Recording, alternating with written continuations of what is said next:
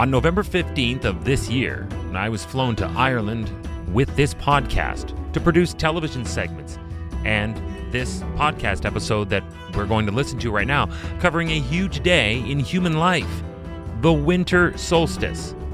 Hi, I'm Chris May, writer, producer, and host of This Day in Weather History, the podcast. All this month, we have been sponsored by the amazing people at Tourism Ireland.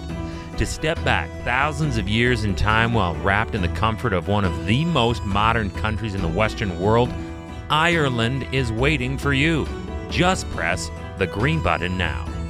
Our first stop on our week-long journey was in the famous Boyne Valley in County Meath at the 5,200-year-old Newgrange for this day in weather history. To start, solstice literally means sun stands still.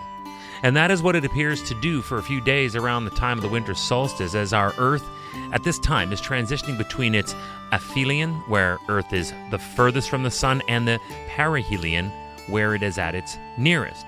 That is where it appears as though the sun is standing still. I compare it to a baseball or a golf ball in flight. When you're watching it on television, the camera will follow it, and where it gets as far out in its ascent and starts its descent, there's that moment where it almost feels as though it's hanging in the sky. It's kind of what I'm talking about here. When we got there on site, I met Ms. Claire Tuffy. She's the manager of Brunaboyne, Newgrange, and Noth.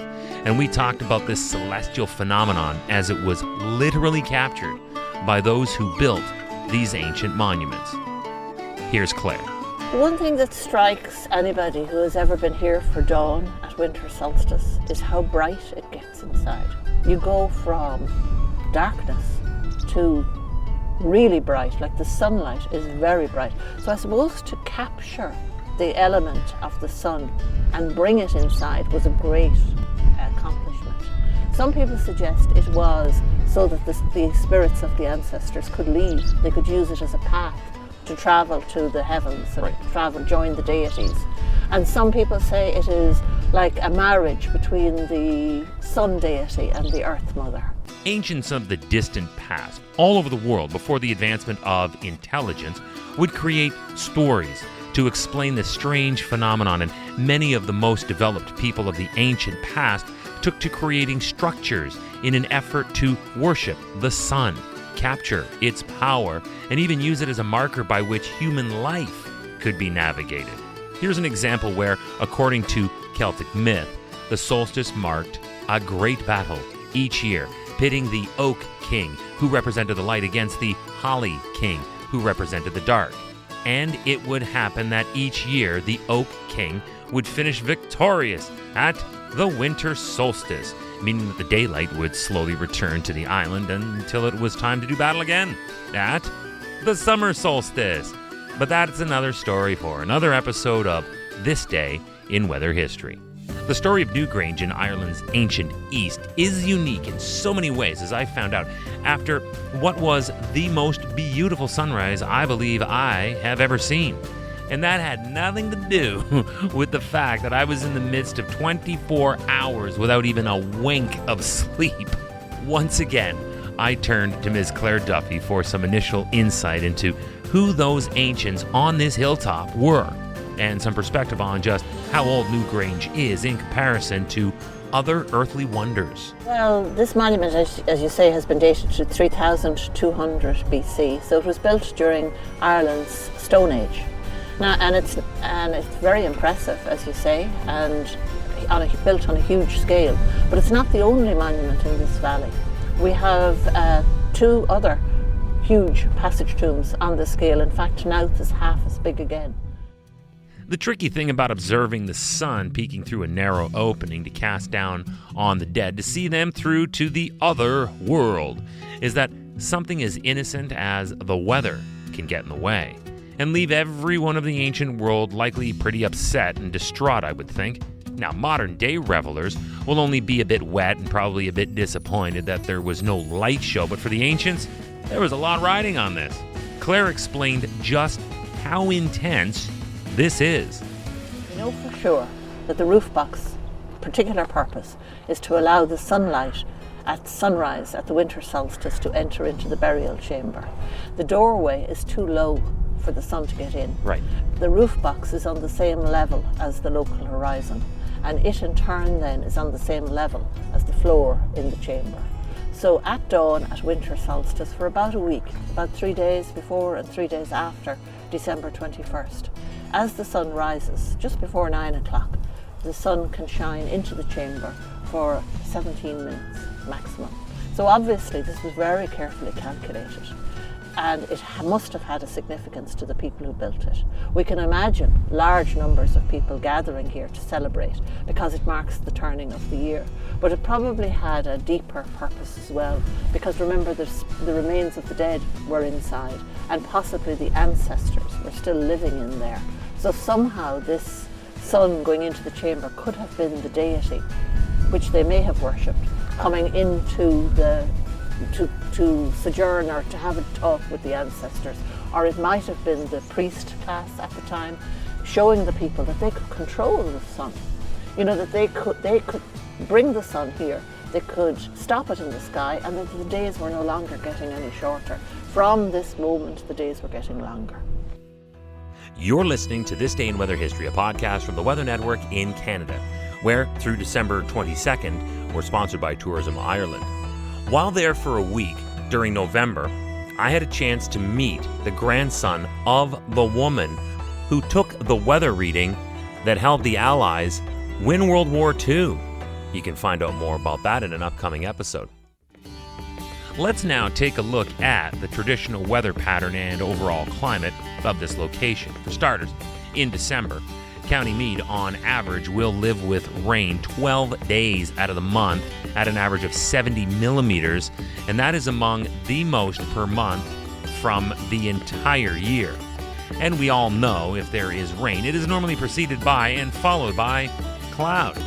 And December is also the cloudiest month on average for the calendar year as well, with an average of only 3 hours of sunlight per day.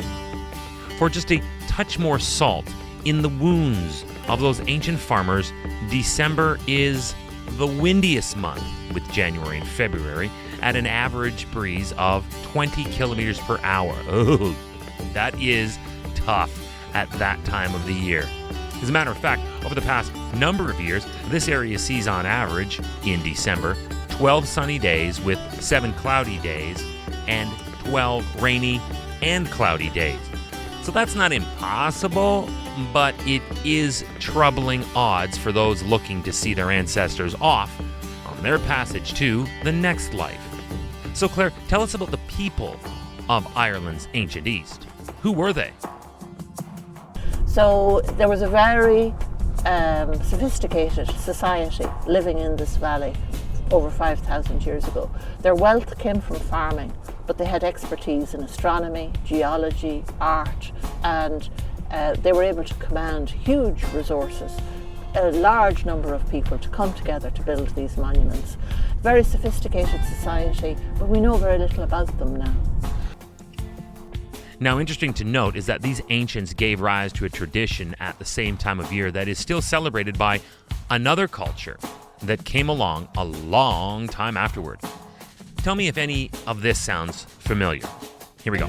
The ancients here in Ireland would gather together as a village, as a tribe, around a roaring fire to stay warm outside by burning Yule logs and decorating the center with holly and mistletoe. Then they would feast together, friends and family, all gathered together. Does any of this ring familiar? Tell you what, you think about it. I'll just let you sit with that one. But also, carrying on from then to now is the tradition of the pilgrimage to Newgrange to catch a glimpse of this purely spiritual phenomenon. But by catch on, I mean over the years it has really exploded in popularity. So in the year 2000, there had to be implemented a lottery system to select the only 20 people who can actually physically fit in that chamber to witness the beam of light, again, weather permitting. Each year, several thousands of people from around the world will apply, in hopes of securing a coveted and rare ticket, but with the capacity safely set at only 20 people, this becomes more of a Willy Wonka-style golden ticket. And now here is an interesting postscript that the weather made possible, albeit not necessarily on this day in weather history.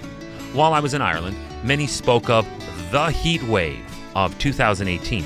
It was said that although it did not last nearly as long as what we might experience in Canada or the United States, where they can go on for weeks, a season, or in some cases even a generation, in Ireland this was enough to cause problems for some, but revelations for others. It was during and as a result of this rare Irish heat wave in the year 2018 when one of the most important archaeological discoveries of our time was made. There appeared, in the dried and sunken earth parched from the heat, a large circular enclosure near the famous ancient site Newgrange in County Meath. What was it? The circle was found by a Mr. Anthony Murphy, the founder of Mythical Ireland, who loves to fly his drones around the Brunaboyne area to take photos of this cherished land. But on July 10th of 2018, everything changed when he captured images of an unusual and potentially 4,500-year-old circle outside the already 5,200-year-old monument. In the dry and uncomfortable weather conditions, there appeared where post holes and pits would have held moisture better than the surrounding soil. So the circular formation appeared greener under these circumstances. Murphy said, and I quote, "I have flown a drone over the Boyne Valley regularly and have never seen this." He also then went on to say that we may not see this monument again for 2 or 3 decades, depending on when we get another prolonged dry spell like this. How about that? A trip back in time 4,500 years thanks to an unusual weather event on the same grounds as an epic monument and passage to another life that depends on the weather for its effectiveness as well. And the time when Newgrange comes to life in that epic battle between the darkness and the light happens today, the winter solstice, this day in weather history. A huge thank you to Claire Tuffy, manager at Newgrange, for the education and for being a huge part of this episode. I could not have done this without you. Also, a massive thank you to Tourism Ireland for making this whole trip and experience possible. Thank you to Sandra Moffat of Tourism Ireland for doing all the coordination while in her country, including all the driving. Because gods know, neither I nor my producer Nora were capable of driving on the right side of a car while navigating the left side of the road.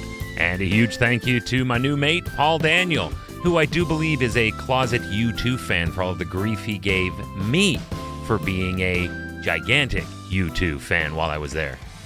Tomorrow is December the 22nd, and we are staying in the near ancient past for another story. It was back in the year 1870 when Pierre-Jules César Janssen was looking to observe solar eclipses and stumbled across the discovery of helium gas. How on earth does that even add up? Well, that's tomorrow on This Day in Weather History with me, your host, Chris May, and sponsored by Tourism Ireland. I hope you loved this episode as much as I loved writing it, and I trust it is all the inspiration you need to push the green button and book your trip to Ireland today.